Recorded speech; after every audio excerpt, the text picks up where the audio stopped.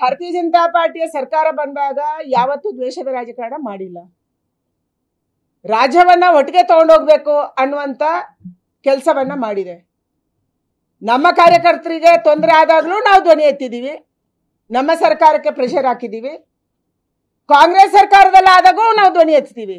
ನಮ್ಮ ಕಾರ್ಯಕರ್ತ ನಿಸ್ವಾರ್ಥವಾಗಿ ದಿನದ 24 ಗಂಟೆ 365 ದಿನ ದುಡಿಯೋಣ, ಯಾರು ಸಂಬಳ ಕೊಡಲ್ಲ. ಅದಕ್ಕಾಗಿ ನಾವು ಕಾರ್ಯಕರ್ತರ ಜೊತೆ ಸದಾ ಕಾಲಕ್ಕೂ ನಿಲ್ಲುವವರು, ಸದಾ ಕಾಲಕ್ಕೂ ಇರುವವರು.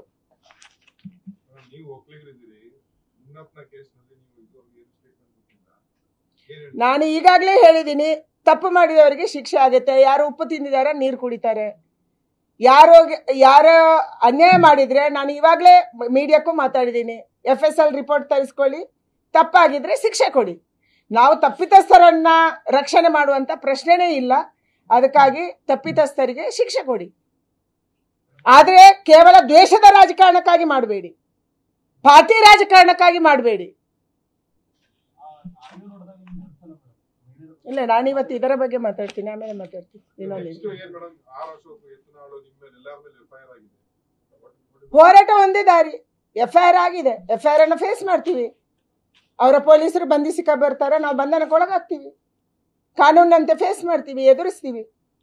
ರಾಜಕಾರಣದಲ್ಲಿ ನಾವು ಹೋರಾಟ ಮಾಡ್ಕೊಂಡು ಬಂದವರು, ನಾವು ಹಾಗೆ ದಿಢೀರಂತ ಬಂದವರಲ್ಲ.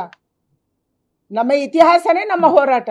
ನಮ್ಮ ಪುತ್ತೂರು, ನಮ್ಮ ಸುಳ್ಯ, ನಮ್ಮ ದಕ್ಷಿಣ ಕನ್ನಡ, ನಮ್ಮ ಕರ್ನಾಟಕದಲ್ಲಿ ನಾವು ಹೋರಾಟ ಮಾಡಿ ಬಂದಂಥವಳು. ಅದಕ್ಕಾಗಿ ಇವರ ಗೊಡ್ಡು ಬೆದರಿಕೆಗೆ ಹೆದರುವಂತ ಪ್ರಶ್ನೆನೂ ಇಲ್ಲ, ಓಡೋಗೋ ಪ್ರಶ್ನೆನೂ ಇಲ್ಲ.